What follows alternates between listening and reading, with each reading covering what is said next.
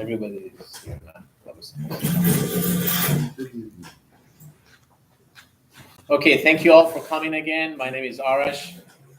For those of you who haven't met me last time, Rabbi put me in charge to try to organize this Shalom Bayit classes that we're having. This is the second part 2 of the third series we're having. We're going to have a third lecture again in about 2 to 3 weeks.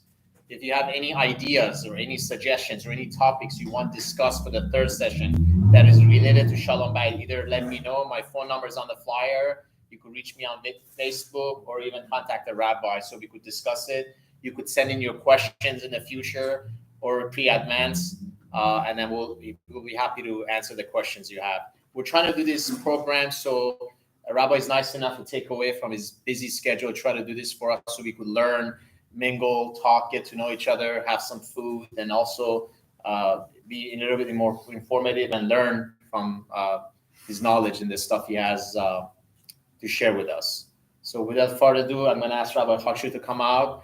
Make sure you guys all sign in, give us your email or phone number so we could text you. Someone suggested that I should send out a Google calendar, which I'm going to do that. Great idea. So that way you could RSVP there. You could mark it on your calendar so it stays there. So we know who's coming, who's not coming, rather than sending an email, text, are you coming, not coming in? So it will be easier idea. We need ideas like this. We're going to do lectures and programs with our kids, wives, kids. We had one last week. About 20 families came in. We had a lot of events and programs for the kids. So we're going to start doing that. But right now, this is just for men. Once this is done, if you have any ideas or any lectures or anything you want, we'll be happy to have it. We're even thinking about having a Shabbaton class here with the family, either a Saturday or a Friday night dinner with all the wives and the kids. And we're going to have speakers and lectures and stuff like that. So we need all these ideas. We need you guys to be all involved. Let us know what works for you, what days works for you, what times are good, what topics we should discuss. So without further ado, again, Rabbi Chakshu, thank you for having us again. And we'll get started, I guess. Okay. Thank you, Arash. Good to see so many new faces and old friends. Good to see you guys. So as Arash said, we would like to continue our programs, our events for different categories, for men, for women, for families, God willing. Besides tonight, Wednesday morning, 10 a.m. or 9:30 a.m., my wife is having a parenting workshop. I really highly encourage and invite all the women to come, all the mothers to come.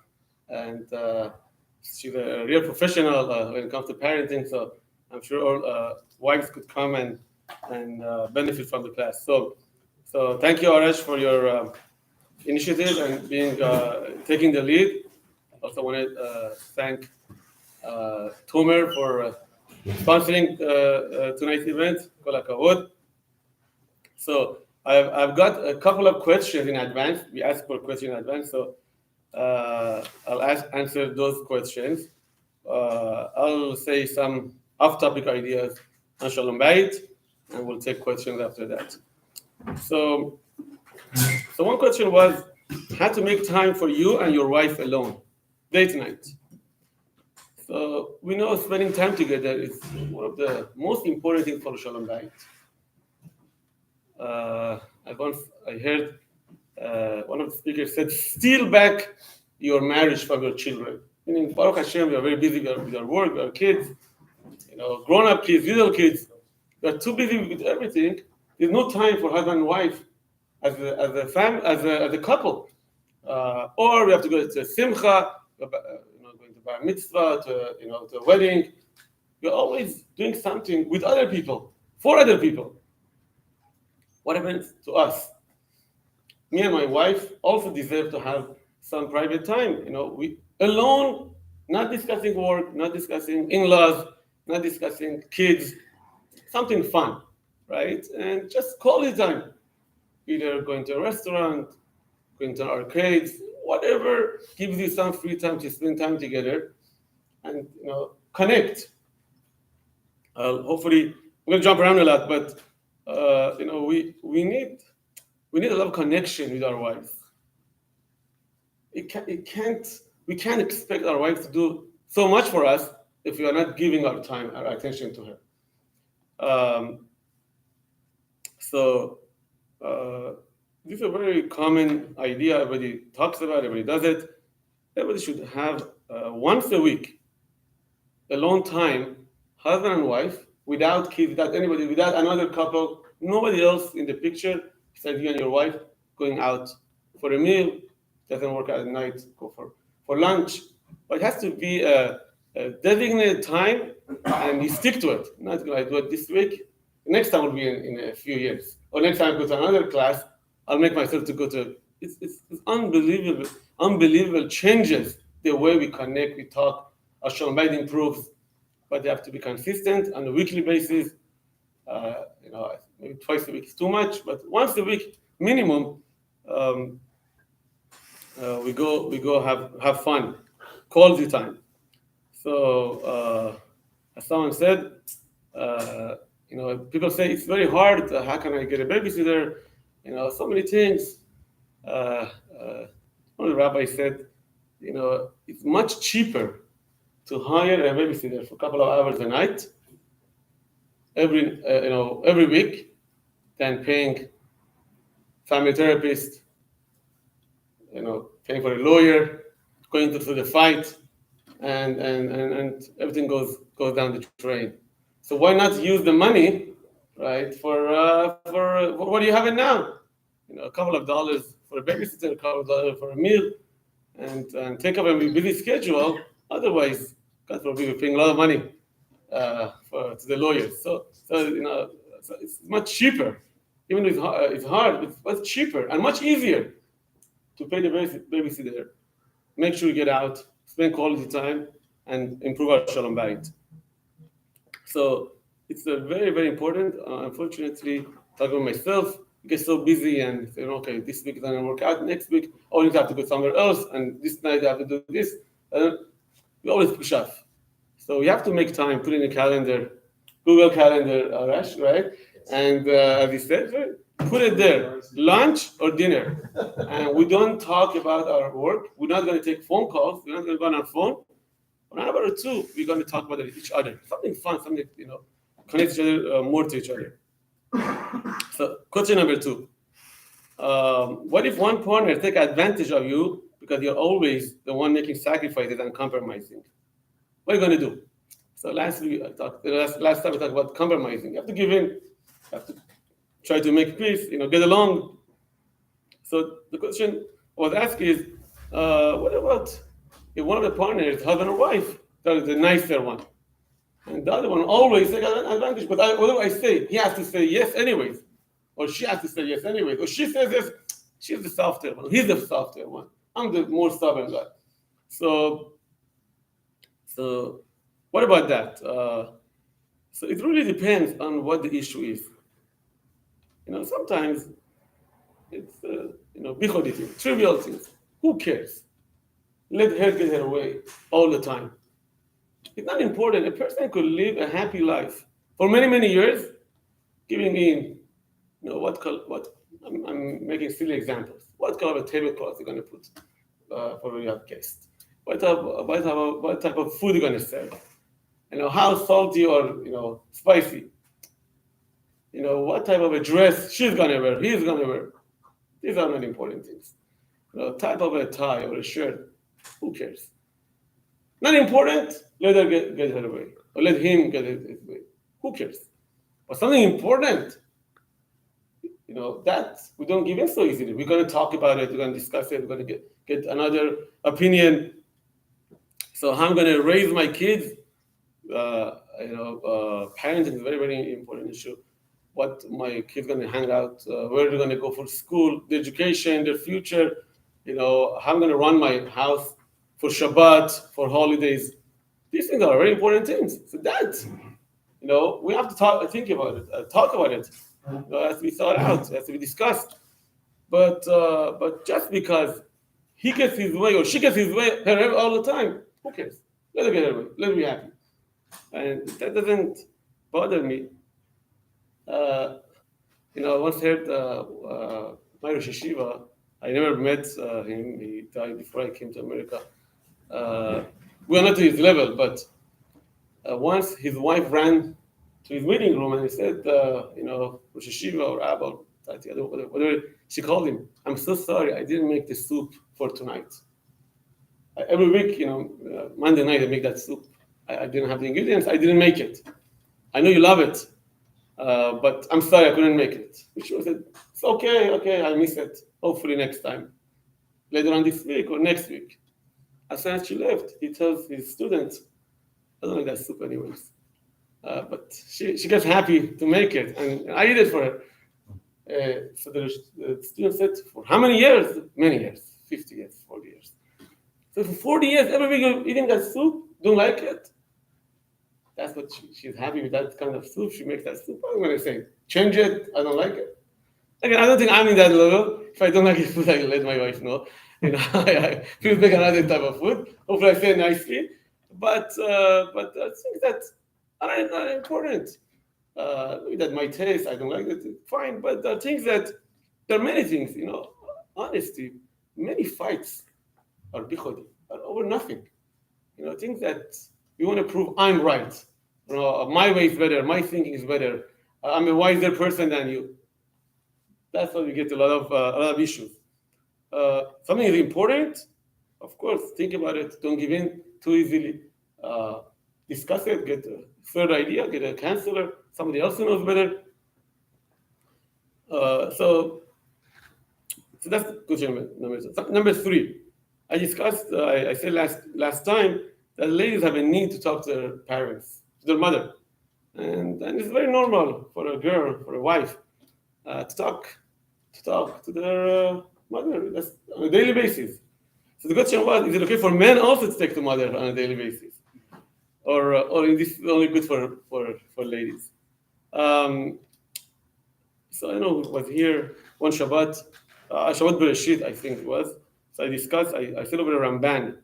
Ramban says that Al Ken Ya'azov Ish Ben Hashem created Adam and Eve. He said that Adam has to leave his parents and attach to his wife. So Ramban discusses what it means. He doesn't agree with Rashi. He says that for a man has to view his wife as the main person in his life, more than his parents. Obviously, for 20, 30 years, we live with our parents, we grow up with our parents, and all of a sudden we get married to a newcomer, different idea, different mentality, different family. But the Ramban says Torah wants us not to disconnect from our parents, but we have to view our wife as the main person of our life. That means we have to disconnect a little bit, right? The expression in Farsi, abandon nafesh bevoran. Till when are you going to be your mom is a little baby? So Ramban says you have to keep some space. So now, Ramban didn't say about the ladies; he said about men, because it says the men have to leave their parents. But it doesn't mean that I shouldn't talk to my parents. I shouldn't respect my parents. I shouldn't say hi, mommy, how you doing? What do you need? Can I get you something? What do you need in the house? Never said that. So what it means is that you have to know our limits. It's not only good, it's should. The person should call his parents, should talk to his parents. How you doing? What do you need? What can I do? But the problem is, when do we do it? Obviously, we are at work all day long. We get home. So my wife, my mother calls, my dad calls. I have to talk to them. But don't forget, your wife also didn't sleep for the whole day. She had a rough day too. She needs to talk to you and get your attention. So if I pick up the phone and say, I have to answer my mother's phone call. And I go to the side room for 45 minutes. Obviously that calls for headache, right? Because you are taking away her time and the attention she needs. Wise people, even for ladies, they decide when am I going to talk to my parents. Right? Sometimes I'm driving, I have a break. It doesn't have to be exactly when I get home, and my wife needs my attention. Why don't I call my parents when nobody's around, nobody cares, and it's nobody's time. Few times a week, 10 minutes, 15 minutes. Why not? A person should call. As a duty of Kibbud Avayim, I have to take my parents. I have to talk to my parents. There's nothing wrong with it. We get out of hand, and the timing, the conflict between my mother and my wife, that's when the problem begins. So no parent wants to see I'm a secondary, and no wife or husband wants to see I'm a secondary. So why do we have to put them against each other? And then we decide who is more important, and then one person is going to be upset about my decision.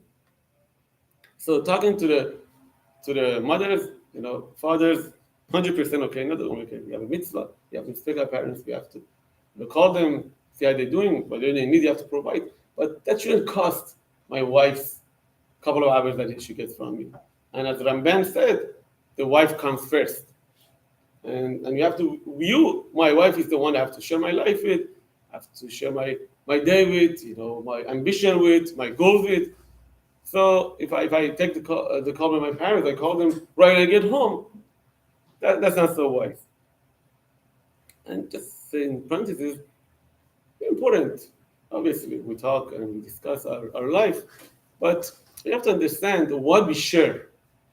Sometimes we share too much with our parents, that also causes for headache. Everyone has to know his own parents. Every wife and every husband. There are things that you share, there will be feedbacks, there will be reactions. The feedback reaction will cost you. If you would keep your mouth closed and not share it, you would not go through that headache. Honesty doesn't mean I have to share everything, I have to say everything. Honesty means that I'll be honest, I have a good day, Baruch Hashem, things are going well, my wife is fine. But there are things, everybody knows his own family better. If my parents find out or my in-laws find out, they'll do things, right? But if they don't find out, there won't be any headaches. So why should they find out? So it's good to keep our privacy and limit to the extent that both partners, mutually agree, right? Sometimes the wife is more, wants to keep everything a secret, but it's more of a, she likes to keep her privacy. She doesn't like everything to be shared. So I have to be respectful. I shouldn't do it.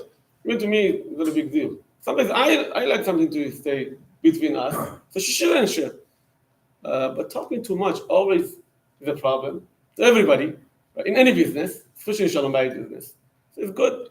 It's good to know when to talk and when not to talk. Another question was asked is, how do you handle high holidays or Shabbats going to your parents' house or in-laws' house? So obviously, everybody is wise, everybody knows what's right, what's wrong. There should be no taking revenge anywhere. Because they bothered me, I'm not going to go to their house. Or I'm going to withhold my wife from visiting her parents, or the vice versa. It's not a good thing. It doesn't get us too far, and it will backfire. So we could always alternate. One Friday night with you, one Friday night my parents' house. One Friday night I'm going to stay home, don't go anywhere. Obviously, I'm not putting the picture.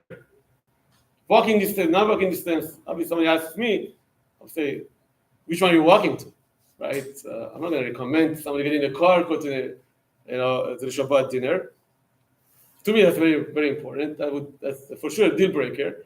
If somebody says, I'm invited to come to my house, I don't drive on Shabbat, so I don't recommend anybody getting in a car. But let's say, both parents are close by, or both parents are driving distance anyways. A person should understand compromising is a good thing in life. Especially, I'm not saying about values, but personal ideas or personal whatever you feel like it's better for me to do, not better for me to do, more comfortable to do this, you compromise. We'll talk about it soon. Your wife will do better for you because my wife sees I wasn't so comfortable going to her parents' house. I did it anyways. I have my own space, but I gave in. I compromised. It will be more fruitful for us than say no. There's no way I go there. If they're not friendly, if they make trouble, then you go different idea, different discussion, right? I'm not saying I have to go because you have to go, but it's just we shouldn't use people's needs as a weak point and take advantage of it. I know because my wife wants to be with their family that Friday night. This Friday night is going to my parents. Because I know her cousins are coming or they have other guests. It's not a good idea to take revenge or try to punish somebody, taking away their fun. If they feel like my parents are going to be more fun. So when we compromise and sometimes I give in, it will be better for my own Shalom Bayit because she'll do way more for me. And she says, honestly, I didn't like to go, but I did go anyways. Again, if there's a humiliation, if there are bad things getting exchanged, I'm not recommending that, but in general, a person should use his mind, his brain. It's a good thing to compromise and give in. And one last question: what should we do, or what should be done if in-laws get involved in the life of the children and offer unsolicited advice? So, B'ezrat Hashem, when we come in-laws ourselves, if you are not in-law yet, we would like to give our advice to our children, to our son-in-law, to our daughter-in-law, because we feel that's the best for them to do. But we have to understand, because when I give the advice, you could expect, but it doesn't mean you get anywhere. It doesn't mean they will listen to our advice. I'm a expert in laws, in taxes. I'm a doctor. I'm a dentist. Whatever I am, I can't force my patient to do it, my client to do it. I can't give the advice. So whether he's going to do it or not, it's up to him, right? Ultimately, it's up to him. On in-laws give us an advice. We have to be polite. It's hard, but you have to be polite. And we say, we'll think about it. And we'll think about it. I'm allowed to listen to my parents and give me advice. When my parents talking to me. Or my wife is allowed to listen to her parents when they're giving her advice. But she does not have to listen to what they say. Okay, thank you for your time. Thank you for your advice. I appreciate it. Are you going to do it? We'll see. I'll talk to my husband. Are you going to do it? I'll talk to my wife. Believe me, they hear it 3 times from us. But we're not going to do right away. They think about it twice. They're not going to make themselves, look cheap. I keep giving advice. They don't do it. It's true. They won't do we won't do what you tell us. We'll think about it. Again, we're very respectful. We listen to our parents. We have a mitzvah to respect our parents. We listen to them. It doesn't mean we do it all the time that they say. Sometimes, it could be many times, they have a good advice. Why not? Now, if my father or my mother or my mother have a good advice, why shouldn't we listen to it? Right? Still example. One of the kids is sick. The mother-in-law says, give her soup. That's what she needs. That's what the kid needs. The son-in-law doesn't say, your mom said, we're not going to do it. Why not? The soup is good. Give her the soup. Why not? You got to be crazy not to do it. It's a good advice. Why not? But if the baby needs to go to the hospital and just brushing it off and say, no, soup will take care of it, and you see it's a very horrible situation, then take it to the hospital. It's not a good idea to give it soup right now. You have to see. Sometimes you have to really, put the bias away and see, are they giving us good advice, or they're just budding our business? Which one is it? They have advice for our business, for our life. They're older than us. They might have a very good advice in what they tell us. Why not listen to them? If it's getting out of hand, we think about it. We don't like what they said. We think about it. So my Rebbe told me, if the parents give an advice, and they good advice, and it really makes sense to do it, and one party does not agree, does not want to do it, because just the parents said it, we don't want to do it, they should see help. They should see counseling. They should counselors to help them. Why aren't you listening? Just because everybody said it, there should be no reason for us not to do the right thing. Okay, sometimes they say it in a bad tone, or they say it, in a negative way, or they make fun of us. They say it. I understand. It's tough. It's hard. But if what they say actually makes sense, and it's a good thing to do, why not to do it? I remember once, many years ago, I once heard this from one of the rabbis. He said, sometimes, my shirt is dirty, there's a stain. Someone comes to me and says, ha, your shirt is dirty, your suit is dirty. He made fun of me, but he tell me the truth. What am I going to do? I'm not going to change it. He made fun of me, I'm not going to change it. Who cares? I'm not going to do that. He hurt me, but he's correct. I got to change it. Right? Making fun and giving advice is a bad thing. It's very hurtful. It's not easy to listen to.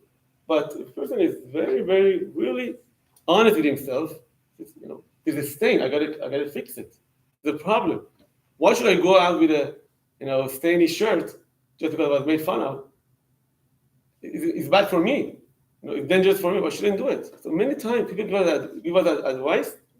The tone is wrong. The situation is wrong.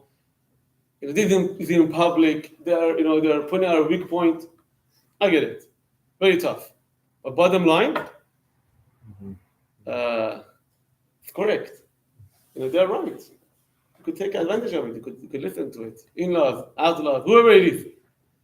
I remember once when I started here, many years ago, maybe 10 years, 9 years ago, I once read an article in a Jewish publication.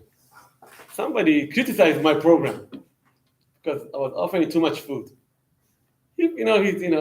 Somebody showed me, talking about your program. I don't know how the author got hold of my flyer. I had a few programs, late night program for kids, for teens. I offered a lot of food, Chinese food, this food, that food. I got very, very offended. Why? Nobody knows it's me, but I know it's me. So I called my Rebbe and I said, I'm very offended. It's a very famous author, older man. I don't think it's better to do than make fun of what I did. Who cares? I give more food.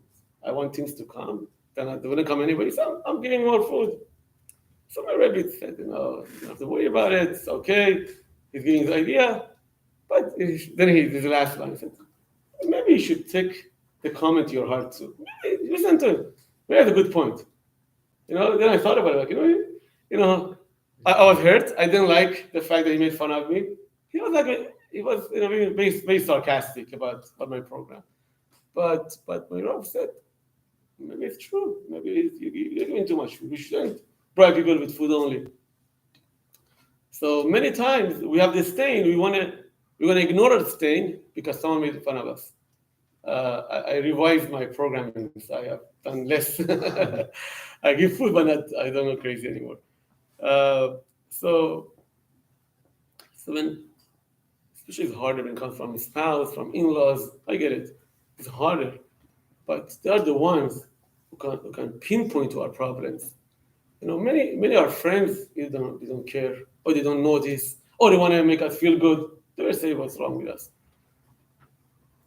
Hashem gave us Ezer Kenegdo. They gave us a help to be against us. That's what the Torah writes. The biggest help is when you have an advisor who goes against us. If the advisor tells you you're always correct, so who's going to correct you? If Trump makes a mistake, and all advisors say you're good. Your friend telling you you're wrong. So Trump thinks, loves to hear that I'm right. So no one's going to correct him. It takes a strong person with a bold statement that what you did was wrong. Why did you do that? Hopefully, if that's when I see this state, it's a big problem. So, the harder it is, I guess, the more reward we get for it. And I'm sure everybody could think back and see there have been things that I had not been doing it correctly. My wife pointed out, I changed it. Maybe in the beginning it was hurtful. I didn't want to listen to her. Why do you say that? You're putting me down. Who cares? But after a while, you find out it's actually a very good point. Why didn't I do it even before? So I'm going to say a few more things before we open for questions.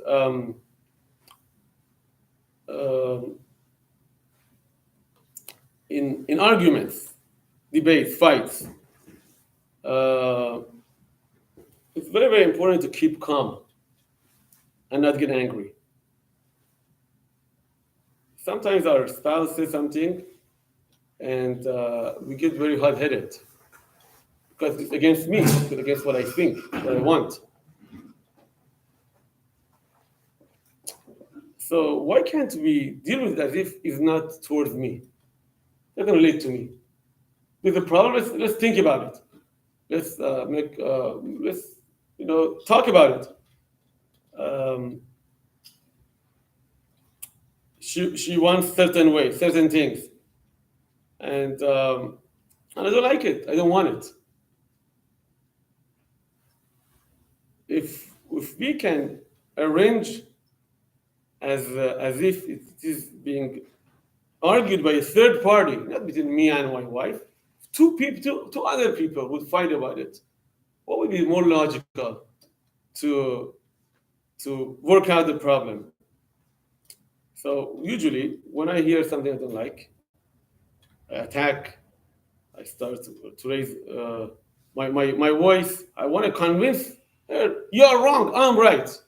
We all know when a person is angry, calling names, shouting, screaming, no one's going to get convinced. And that's not a behavior from a grown-up. Usually, when there's a fight, no one wins. Maybe you can scare the other party for a few minutes or 3 hours for a night or two, but she won't give in later on. She has to do it because you screamed, your voice, you said, I have to do it, there's no other way. If we can work it out as if, Mr. A and Mrs. B would fight it, what would they say? It's not me. The person should really feel, it's not me. It's not against you, somebody else's fight. How would I work it out? It's not easy to not get angry, but the person has to work on staying calm and logical. One of the ways our Chachamim suggests is if you can put yourself in other person's shoes, can you repeat what he says, what she says? The person can repeat what she says, right? Do you understand what she's saying or no? Gemara says there were many debates between the rabbis, Bet Hillel, Bet Shammai, very fundamental arguments about what to do and not to do. Believe me, this sect will not eat from the other sects, Shechita. These people will not marry the other people's children. We are not sure what you're doing. Big fights. Whenever they argued, they had a rule. I'm going to say my opinion after I say your opinion first. I have to be able to say what you said. If this is halakha that you say, I say it first, and then I say my own idea. And then I don't have to give in to what you say, but I have to face what you said. Big chokhmah, big wisdom. Because many times we can't even understand what that person is fighting for. What is he saying? What's she saying? We don't even hear it. Oh, that's what you're saying? When you say it a few times, we understand what you're trying to accomplish, what you're saying. It's very, very hard, but when a person is very hot, angry, he can't get anything done. Many times, as we get angry, it's better not to talk about the issue anymore. Wait one night, tomorrow, in a few days. You don't have to solve the biggest problem tonight. You can wait, you can sleep over it tonight. I saw there's a study from the University of California in Berkeley, if you like Berkeley. He said that the couples that fight when they're very tired, late at night, um, it's much more likely not to get to their goal than if they do it the next day. So they studied if people fight, late at night, they're angry, they're tired, they didn't sleep, they had a hard day, they'll fight over mostly nonsense. So you can guarantee a fight to continue if you do that late at night. But people are tired, people like to fight at that time. People are sleepy, they don't have, hostile. If you can sleep over it and talk about it tomorrow, there's a much bigger chance to successfully reconcile the problem and try to get a good answer. I help myself do it. Make sure you don't go to sleep angry. But sometimes it's a good idea to go to sleep angry. Don't discuss it when you're angry. Get a melatonin. Make sure you go to bed early. Fight it tomorrow. Many times by tomorrow there's no more fight left. But you remember what we were fighting over. It was really nonsense. What I said, it's good to invest in our day and nights. Rabbi Esther Youngers of Blessed Memory wrote to somebody that the lady had second thoughts. She wanted to leave, she wanted to divorce.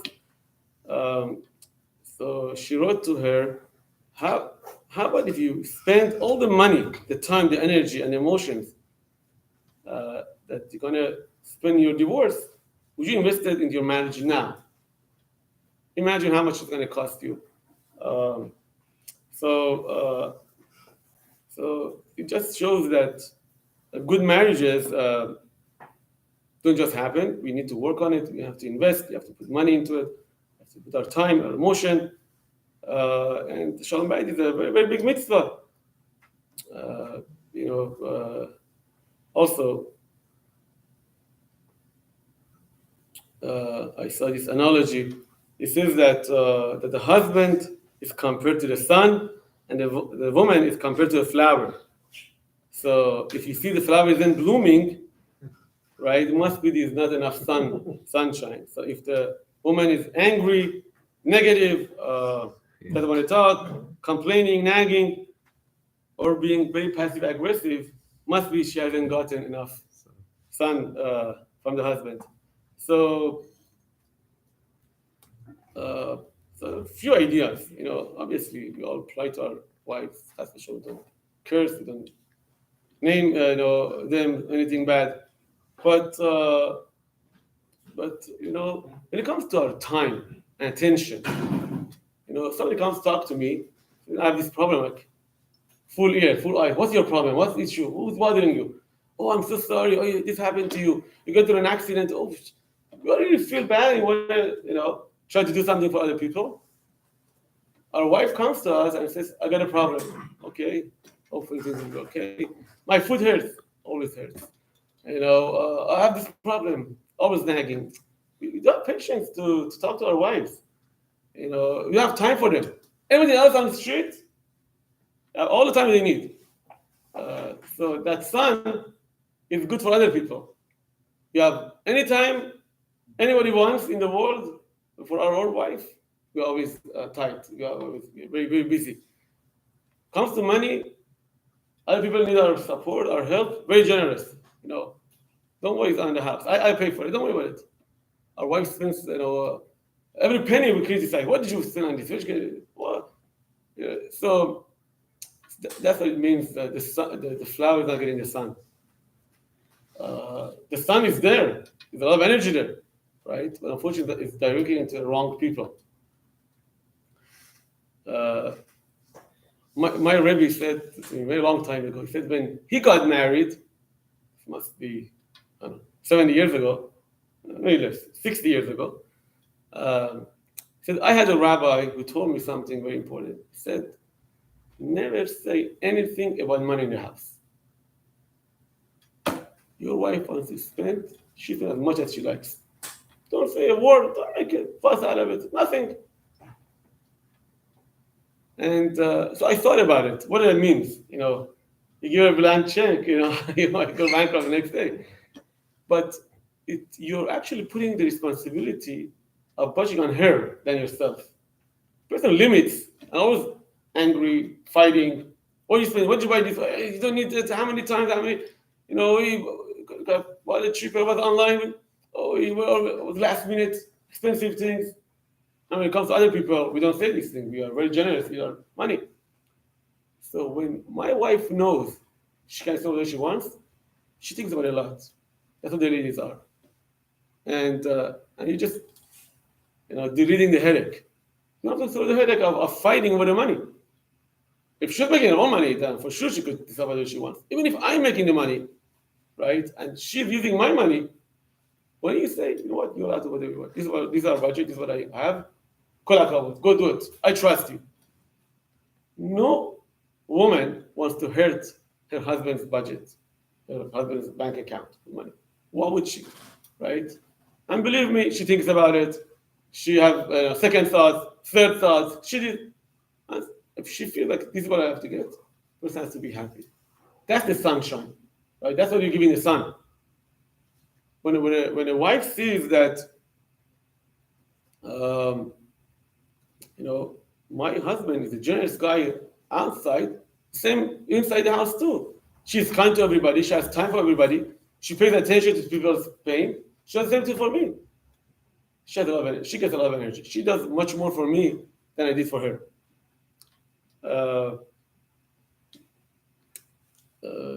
I don't want to through all the writings of our books, but it's proven. It's 100%. When we do something for our wife, she wants to do much more for us. That's the beauty of Hashem's work. Hashem made wife, lady, in a way that she needs our attention, she needs our support, right? But she'll give it back, right? Just like when a child wants to be born, man doesn't do much. The wife takes a few drops from the husband and develops it to a huge building of a baby. It's not the same what the husband does and the wife does, but that's what it is. Hashem made it in a way that it starts from the husband. He has to give the attention, right? He has to give the initiation, but she's gonna build on it. Everything in life, when we give our attention, and you have to be very sincere. If she has a pain, so your haters? Oh, I'm so sorry. Let's take a time. That's only conversation. If you really put yourself in her situation, and it's like a stranger talking to me. If somebody shul met me and says, "Now I have a headache," what am I going to do for it? I really pay attention to her. She feels it. My husband not taking me lightly. Like, you'll be okay. Oh, you're always sick anyways. Oh, come on, how many times the same problem? You know what to do? What are you asking me? You're an old lady. You know what to do. Oh, that shows you're old now. How many times? This comment you don't give to other people. Why should it be to our wives?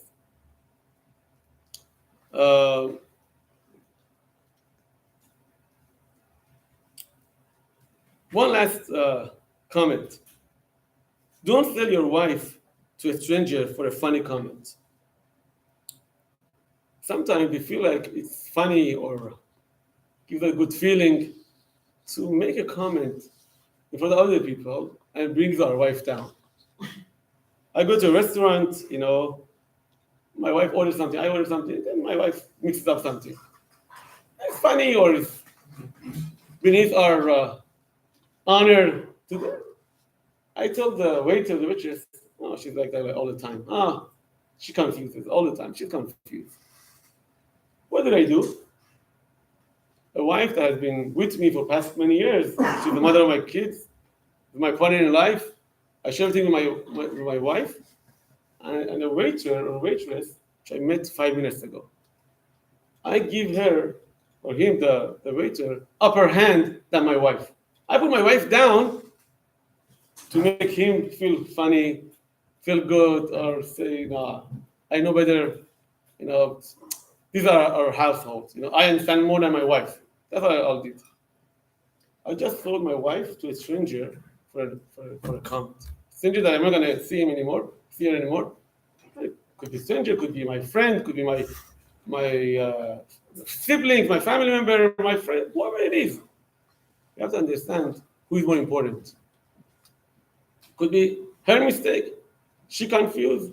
She got it wrong. She forgot something. She forgot my shirt. She forgot my shoes. She forgot to bring the car. There are mistakes everybody commits. But I'm not gonna embarrass her in public, or even not in public, to another person. Say, that's how she is. She's always confused. She doesn't remember anything. Again, I knew that's gonna happen.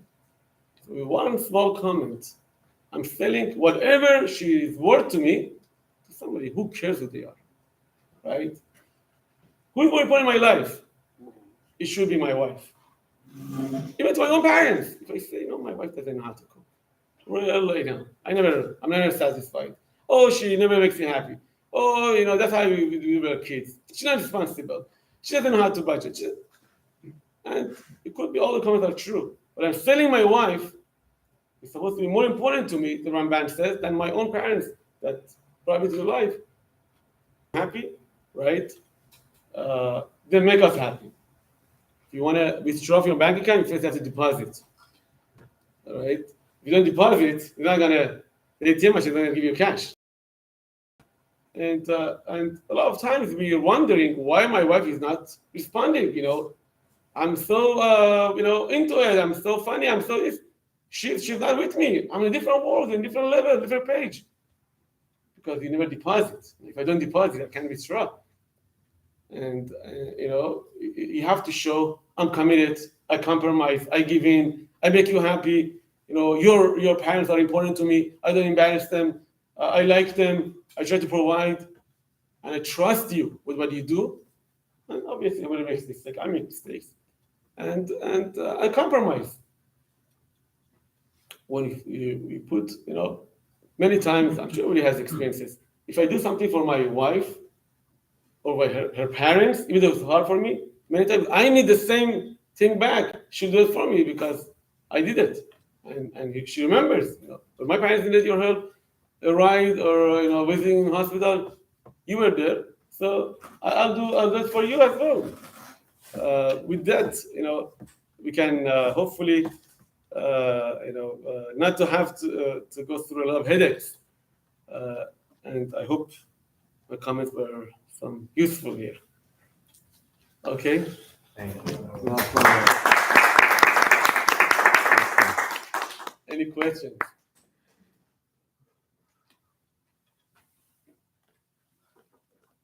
میشه اون سوال آخری رو دوباره بخونید؟ سوال آخری که اینجا داشتیم. به دست باشه. If the in-laws get involved in your life and they tell you unsolicited advice. So that's the question. He's talking about the part that don't sell your wife to the public. No, from the question I had here, or? No, من اون سوالی که خوندم نمی‌خواستم بشنوم. سوال اینه که if the parents get involved, or in-laws get involved. Parents. So کسی پرسیده گفته in-laws. So your parents are in-laws for your wife. If you Google it that way, that's fine. ولی اگه فقط من میگم in-lawی من میگن, then it's a problem. So everybody has in-laws, Every partner has in-laws. And you have to know, it's a blessing to have in-laws, honestly. We Jews believe in parents, grandparents, it's a root, it's a family, the chain. The beauty of marrying a Jew because they come from a family. I wouldn't marry somebody off the street because I like her. With the family, what's the background? What's the value that I want to teach my kids? I'm not saying, if I respect my parents, my in-laws, my kids will respect me, which is very true.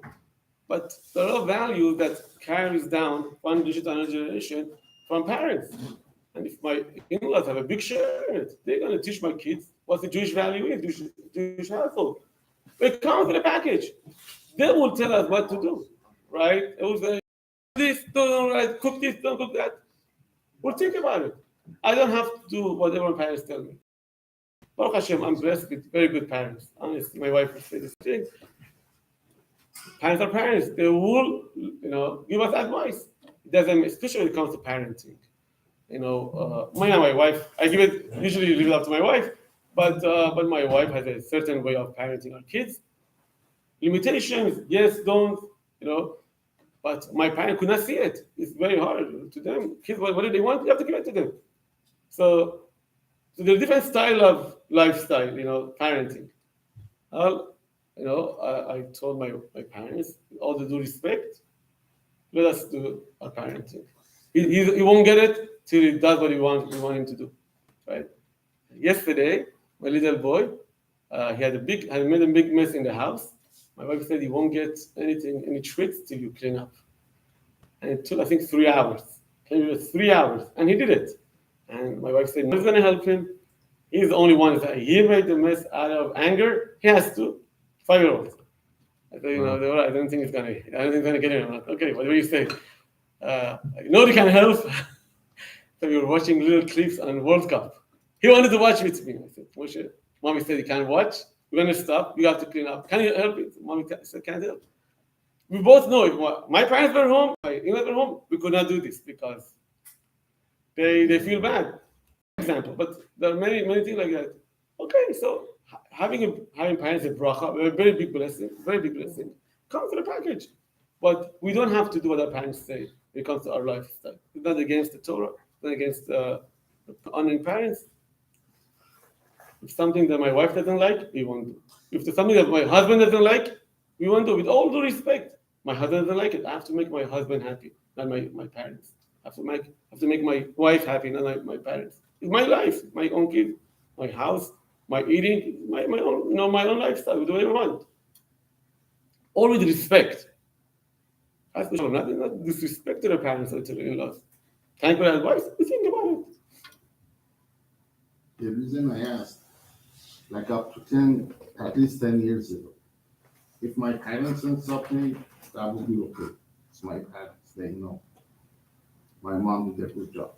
But if her parents said something, not so much. So when the question said in-laws, it clicked me a little bit. So what happened since 10 years ago? What changed? I don't think so. You realize that parents are parents. I learned that it doesn't matter. Like it's important to know that both sides, the in-laws and my parents, are equal. It doesn't matter. 100%. That's very important. Again, I said, if the kid is sick and her mother says, make a soup, why not make a soup? Because my parents said shouldn't do it. That something makes sense. Well, let's do it. I had that problem. It really, I couldn't say it like that. But if something that really we both discuss, me and my wife, is it the right thing to do right now or not? We both say no, right? Then we won't do it. If one says yes, one says no, we get a third person, counselor, somebody from outside us. No, I'm not going to ask my parents which one do you agree, all right? But a third party will make the judgment. Any other questions?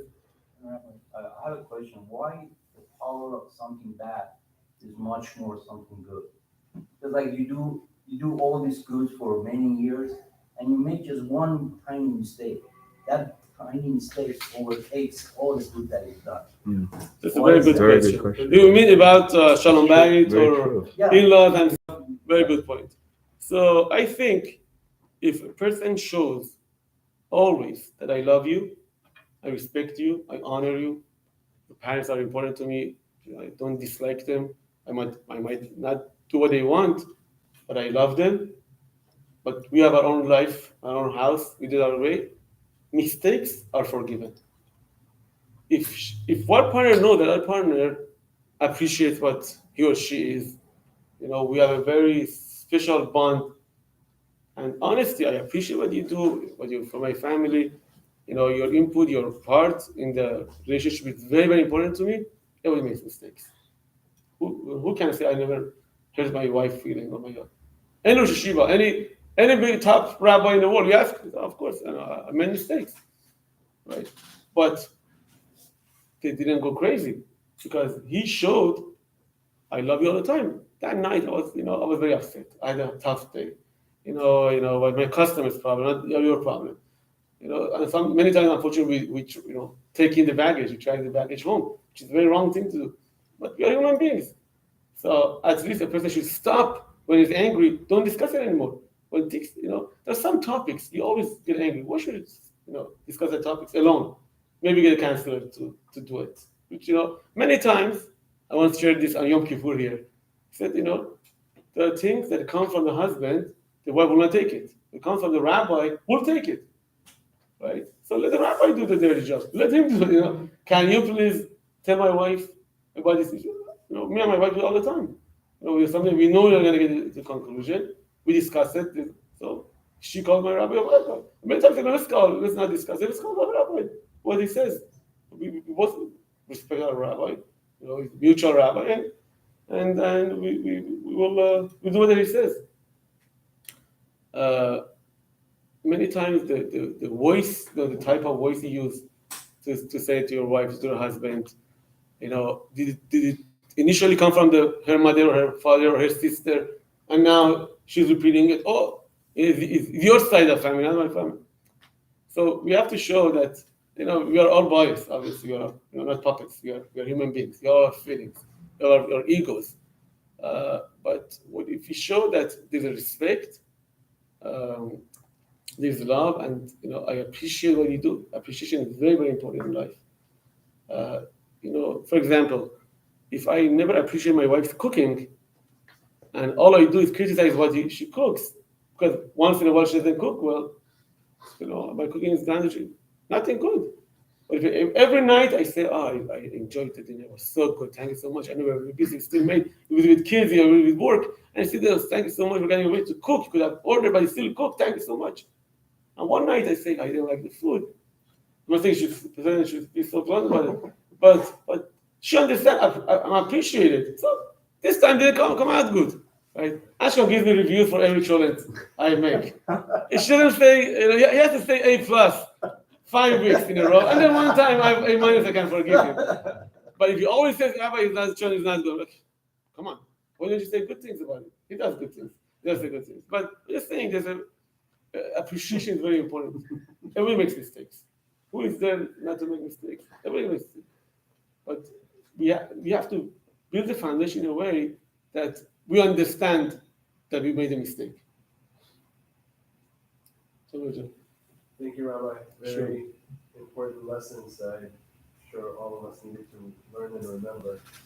A rabbi once taught me that Shalom Bayit is more important than anything else, more important than Shabbat or Kashrut or anything else, because he explained to me that if there is no peace at home, and if God forbid the home breaks apart, what good is all the mitzvot that you try to do if the home is not together for the children to grow up together in a Jewish home? I would love your thoughts on that. And also, people change. And, when you meet your wife, maybe you want certain things in life, maybe she wants certain things in life, and at the time when you meet and get married, you're one. But as you grow older, maybe your preferences change or your values change. And my question is, what to do about in a situation where one spouse may want to observe Judaism differently than the other, and or from the way that they used to, but when they got married, and how to resolve, one spouse wanting to maybe get a little bit closer while the other one is, well, you weren't like that when I married you. Both questions, great questions. I don't think I can answer on 2 feet or 5 feet. Very good questions, and both very difficult questions. And the first question, I'm not trying to answer the question. It's not so simple to say what is more important. Obviously, Shalom Bayit, it's very, very important. So I think this past Shabbat I talked about Rivka. You were here, right? Yeah. So I talked about Shabbat morning, and all the ladies loved it. They clapped for me. I said, why is it that the Torah says Yitzchak went blind when he was older? Rashi says because the daughters-in-law from Esau wives, they did Avodah they did idol worship. They sacrificed. They brought smoke. The smoke blinded Yitzchak. So the question was, why Rivka didn't get blind? Right? That's still the same house. So one of the commentaries that the Kenim brings a midrash. Midrash says that we have a vessel with made from bone against another vessel made out of clay from earth. Which one, when they hit each other against each other, which one is going to break the other one? The bone will break the earthly vessel, the clay vessel. But when you have two bone vessels, they don't damage each other because the same kind. So Midrash says, ladies or Rivka and the daughters are bone. Yitzchak is a guy, he's a man, he's a clay, he's from earth. Because Hashem made Adam from earth, but made the woman from the rib, call it the rib. So that's why the daughters had an effect on Yitzchak. The bone vessel could win over the earth vessel, but they could not win against the mother-in-law. So basically, the daughters-in-law won against the father-in-law and the mother-in-law. So everybody laughed. But what's the point of the midrash? So I heard from my Rebbe. He said that, you see, midrash is telling us the ladies have an extra strength that men don't. In household, in everything in life, women win. Doesn't mean with fighting or arguing. They have a strength that men don't. God made them stronger, strong-minded. You know, they have a goal. When they say something, they mean it, right? And basically, in life, they win. They have a strength. So my point was, when you get married, pick the right wife, because you're not going to be able to change her. It will be a bone against earth, right? The bone will win. So you think I get married and in 2 years, 3 years, you become more religious, more into it. It doesn't work out. And many times, that's the situation. He wants to be more involved. She doesn't want. That's the end of it. Because the Shalom Bayit will break. I've seen exceptions. But that's not an exception because he convinced her to be. And she wanted to be. Had she decided not to be, there was no way. There was no way, for him to do it. So I'm not saying what to do. Just saying that the wife plays a very, very important role. See this example too, that all the woman, the mother's responsibility. Everything in the house goes with them. If the kids keep kosher, they keep Shabbat, anything has to do with Hashem, it's from the mother. I've seen many, many cases. I was on once, years ago, I was on Pali High doing my Jewish club. After the club, I had $1 or $2 of pizza extra. So I saw one of the boys, I said, whatever the name is, Ryan, would you like some pizza? I said, no, Rabbi, I'm gushti khorda. Wow, I'm very impressed. Didn't want to take pizza. He had meat. I'm very, very impressed. He must have very important, very religious parents. So I got to know the parents very well. Nice people, good people, very good-hearted people. The father, not involved, knows nothing. The mother, very involved, comes to shul, reading Tehillim, saying, she's very, very spiritual, and he's not. And doesn't want to be his son. He can't say Baruch Torah here. I have to show him in English or Farsi. What did the son tell me? I don't want the pizza, which is, people like in my face. You have meat. I can give you pizza. It's not meat. It's meat. He said because the mother taught him, we don't eat dairy after meat. It's all about the mom. The bone, that's the bone. The wife is a bone. The lady is a bone. Hashem made them out of bone. The hook. We don't have to do anything. We have to do our best. But ultimately is the mother's influence. Now, when they are not on the same page, There's no rule for everybody. Everybody has to go to a counselor, to a rabbi, talk about it. Especially if after marriage they are choosing different paths, and one is getting more into it. If the lady is getting more into it, you're very lucky because no problem. He will do whatever she says. He has to do whatever she says. But if the husband is the one, every situation is different. I can't say because of this, don't do it, or because you should do it. Obviously, a lot of leniencies. We go with the most lenient thing because you don't want to create Shalom Bayit problems. But it doesn't mean you can compromise everything. We cannot compromise Torah, anything in the Torah, because we want to create Shalom. It says, a few weeks ago we read in the Torah that Hashem changed words when he spoke to Abraham, because Sarah named her husband, my husband is old.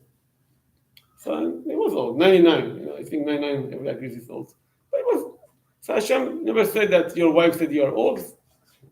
Hashem said to Abraham, your wife said she is old. So Gemara says, you see from here, you're allowed to change words for Shalom Bayit, not to lie. Meshaneh et diburo.